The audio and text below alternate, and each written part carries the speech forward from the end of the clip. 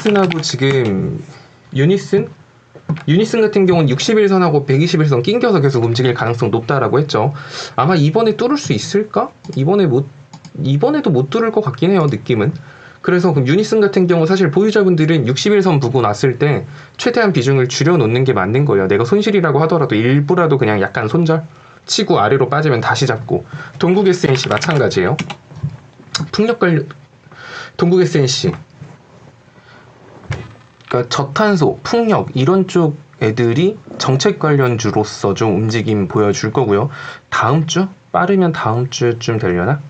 일단 인지는 하고 있어야 돼요. 아, 그럼 바이든 당선인이 취임을 한다라고 하면 1월 20일이니까 그때부터 본격적으로 국정 운영을 함에 있어서 국가 정책을 막 발표하고 막 할 테니까 미리 준비를 좀 해놔야겠다. 지금 당장 살 만큼 급한 종목은 아니니까 그냥 일단 관심 종목에 넣어놓고 까먹지 않게 한 다음 주쯤부터나 풍력이나 이런 친환경 에너지들 다시 눈여겨보면 좋겠네. 이번 주까지는 뭐 별다른 이슈도 없고 그냥 시장 장세에 따라서 오르고 내리고 하는 수준이고 딱히 이슈가 지금 없으니까요.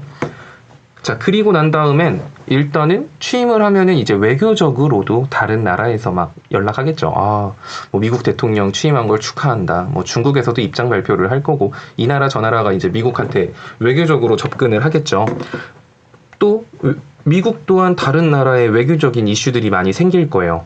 뭐 이란 관련해서도 마찬가지고 대북, 북한하고의 관계 개선, 뭐 대북 정책, 북핵 문제 해결, 여기에 대한 것도 현 바이든 정권이 해결해야 될 중요한 문제이기 때문에 대북 관련주 같은 경우도 그래서 한 1월 20일 이후부터 해서 본격적으로 움직임 나올 수 있겠죠.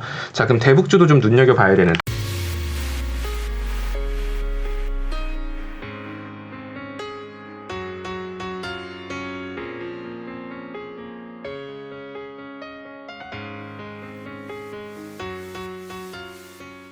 네, 데아티아이가 사실 대북주의 대장적인 종목이죠.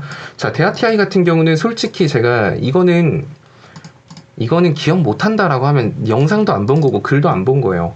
제가 데아티아이는 사실 이때부터 사도 되게 괜찮은 자리가 온 거라고 말씀을 드렸는데 근데 데아티아이는 아래에 갭이 있다라고 했죠. 그래서 급할 거 하나도 없고 갭 메꾸는 시점부터 그냥 사면 된다라고 했어요. 어디서 올라갔죠? 정확히 갭 메꾸고 몇 프로가 올라간 거야? 엄청 많이 올라갔네요. 자, 그럼 데아티아이 같은 경우도 지금 당장은 조금 사실 근데 지금 사서 빠지면 모아도 상관없긴 해요. 데아티아이나 대북주 같은 경우도 참고하시면 좋고. 그러니까 이제 외교적으로 생길 수 있는 이슈는 대북주, 유니온 머티리얼즈 같은 경우, 휘토류 관련주들 같은 경우도 바이든 대통령이 중국에 대한 뭐 입장이 내가 대통령 되면 중국하고 관계 개선하고 중국하고 이렇게 불필요하게 싸울 필요 없는 것 같아. 약간 이런 입장이 아니라 트럼프만큼 강경하진 않지만 현재 무역에 대해서 문제가 많고 이제 2차 미중 무역 협상할 거다. 약간 1차에서 어떻게 보면 트럼프가 판을 되게 잘 깔아놓고 빠졌기 때문에 2차 협상에서 자기가 잘 마무리를 해서 미중 갈등을 딱 깔끔하게 끝냈을 때 엄청나게 그간 앞에서 트럼프가 공을 세워놨던 게 다 자기께 되겠죠. 종지부를 찍은 사람이 자기가 될 테니까. 근데 만약에 1차 무역 협상보다도 못한 결과물을 보여줬을 때는 당연히 자국 내 여론도 별로 평가가 안 좋아지겠죠. 야, 그때 트럼프가 중국 저렇게 때려가지고 겨우 미국한테 유리하게 다 만들어놨더니 저 바이든 저거 대통령 돼가지고 다 말아먹었네. 약간 이런 말 듣고 싶진 않을 거예요. 그래서 중국에 대해서는 지속적으로 갈등이 생길 수 있죠. 이게 어찌 보면은 시장이 새롭게 떠오를 수 있는 악재이기 때문에 미중 관련주들, 오늘 유니온 머티리얼즈 같은 경우도 올라갈 때 그래서 아직 때가 아니라고 한 거예요. 어차피 지금 못 가요. 지금 가긴 힘든 상황이어서 오늘은 그냥 순간적인 슈팅이다라고만 말씀드린 겁니다. 오늘 뭐 거래량도 크게 안 실렸고 따라서 이 종목도 1월 20일 이후 이렇게 생각하시면 돼요. 그러니까 1월 20일 이후 생길 만한 이슈들이 꽤나 여러 가지가 있기 때문에 지금 시장에서는 딱히 급하게 씨 뿌릴 필요도 없어요. 지금은 그냥 시장이 그냥 미친 거예요. 개인들이 거의 메뚜기 때가 돼가지고 막 날아다니고 있는 그런 시장이거든요. 그런 시장에서 굳이 뭐 현금 다 쓸 필요도 없어요. 이런 시장에서 적합한 종목은 그냥 코모땡 치료제 관련주들 이구나라는 생각으로 웬만하면 제약바이오주들은 딱 지금부터 1월 20일 정도 사이에 건드린다. 라는 생각으로 접근하시고 굳이 다른 거 막 사실 필요도 없어요. 1월 20일까지 이렇게 시장이 과열돼서 계속 올라갈 가능성도 있지만 반대로 갑자기 시장이 확 꺾이면서 1월 20일까지 낙폭 보여주고 바이든 대통령 취임 이후 다시 상승세를 밟을 수 있으니까 지금 막 흥분해가지고 지금 내가 어제 서함도 팔고 뭣도 팔아가지고 지금 내 계좌에 그냥 현금이 미쳤다. 이거 빨리 어디다 쓰러 가야 돼 하면서 굳이 막 무모하게 막 이것저것 담으실 필요도 없다는 거예요. 급할 게 한 개도 없어요. 아마 코아스 가지고 계신 분들도 꽤 많지 않나? 그때 이거 실시간 방송에서 나온 거라. 코아스 같은 경우도 좀 오래 걸리긴 했는데 자리 다 만들어줬어요. 코아스 같은 경우는 한 1250원 정도 목표가로 잡으시면 됩니다. 가지고 계신 분들은. 이것도 대북주랑 묶을 수 있죠. DMZ 평화공업 이런 걸로도 엮을 수 있기 때문에 이제 약간 그 보통 연초에 이제 또 여러 가지 외교에 대한 이것저것 방향성이 많이 나오기 때문에 또 그렇죠. 북한과의 관계 개선을 위해서 현 정부가 백신 공급을 해서 그런 말들도 있었잖아요. 백신 받아가지고 북한한테 주는 거 아니냐 이런 말들. 아주 일어나지 않을 일은 아니라고 봅니다. 따라서 북한과의 관계 개선에 코모땡 백신이나 치료제가 등장하면서 관계 개선 이슈로 DMZ 어쩌고 저쩌고 얘기 나올 수도 있는 거고 하니까 대북주 같은 경우는 저는 좀 긍정적으로 봐요. 올 상반기에. 그러니까 대북주들 섹터 한번 쭉 분류해 놓으시면 좋을 거예요. 장중에 같은 경우는 진짜 심심하면 방송해요.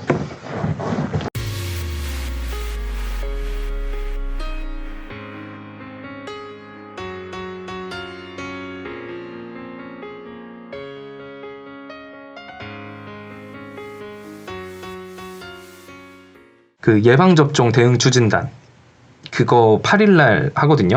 백신 맞기 전에 이제 그런 걸로 해가지고 하면은 대응단이 출범한다라고 하면 제일 먼저 필요한 거 일단 백신을 약을 갖다 주면 그걸 마시진 않잖아요. 그 병째 마셔가지고 하는 건 아니라 결국 주사기 관련주들 있잖아요.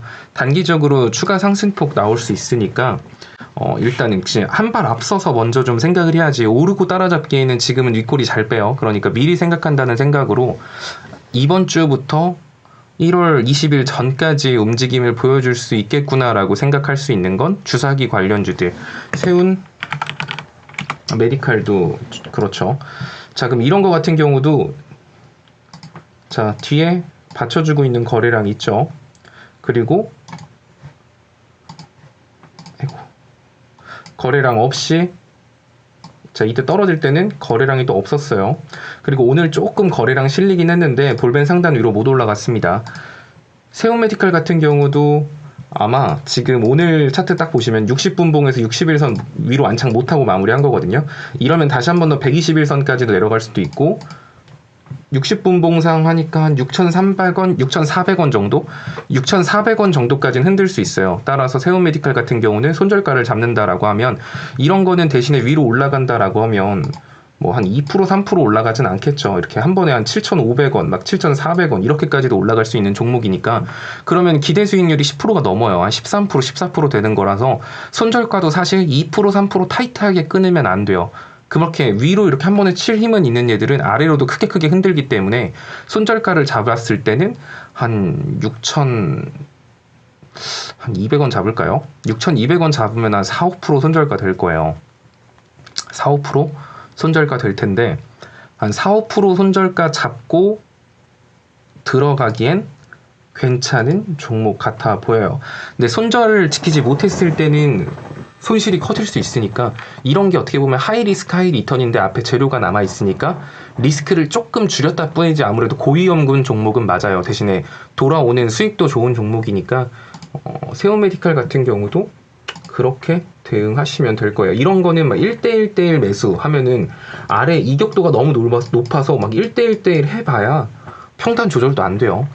그러니까 이런 거는 단발성으로 봐서 한 2주 안에 내가 승부 본다라는 생각으로 접근을 하셔야 돼요. 손절가 잡고. 아까 말한 것처럼 내가 손절하는 건 좀 싫어요 하시는 분들은 지금 급하게 잡을 필요는 없겠죠. 어찌 보면은 6,200원이 손절가였으니까 6,400원 정도까지 난 평단가 낮춰보고 6,200원이나 6,100원 이탈하면 손절한다. 이런 생각으로 접근하셔도 돼요. 분할 매수로 천천히 접근하면 손절이 나오더라도 그렇게 손실폭 크지 않으실 거고요. 대신에 바로 올라갔을 때는 얼마 못 샀긴 하지만 어쨌든 수익인 거고, 이거는 이제 본인의 상황에 맞춰서 투자 전략을 세우시면 될 것 같습니다. 네, 휴온수도 마찬가지예요. 휴온수도 말씀드릴 거였죠. 휴온수 같은 경우도 자리가 뭐 크게 부담되진 않는 자리예요. 다만 지금 거래량이 조금 그래요. 뭐 근데 가면 다 같이 가겠죠. 그렇게 뭐 이런 거는 빠지면은 뭐 57,500원 뭐 이거면 크게 부담 없죠. 이것도. 그럼 얘는 딱 여기까지 보는 게 아니라 얘는 여기 이탈하면 집에 보내줘야겠다라는 생각으로 일봉상 60일, 120일 선을 기준으로 잡고 휴온수도 보시면 됩니다. 여기까지 분할 매수로 갈지 아니면 내가 한 번에 사서 여기 이탈하면 손절할지, 이거는 본인의 선택이에요. 어떤 게 더 좋다 나쁘다 할 수는 없어요. 성향의 차이기 때문에. 뭐 나쁜 섹터는 아니에요. 엔터 관련주들도 심지어 SM 같은 경우도 윗게 살아있을걸요? 뭐 그리 크진 않지만 어쨌든 이 또한 갭입니다. 윗갭 살아있어서 SM 같은 경우도 지금은 힘을 못 받고 빌빌거리면서 빠지겠지만 이 윗갭을 노리고 조금씩 사도 크게 상관은 없다고 봅니다. 현재까지로 봤을 때는 이 갭 메꾸면 기대수익 10%밖에 안 돼요. 기대수익 10%밖에 안 되기 때문에 뭐 적금으로 막 열심히 사서 모을 만큼 매력적이진 않지만, 이거에도 중장기 투자로 가면 저 자리는 무조건 메꿀 거예요. 그러면은 내가 만약에 그리고 또 어쨌든 요새 좀 눈여겨보고 있는 거는 주사기 관련주들. 오늘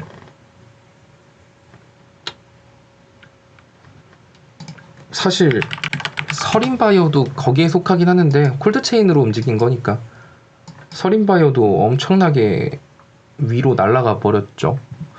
좀 아이러니한 건 제가 그때 먹고 나왔던 부근이 여기였던 것 같은데, 이때 못 팔고 들고 계셨던 분들은 오기로 버텨서 오늘 상한가 먹었더라고요.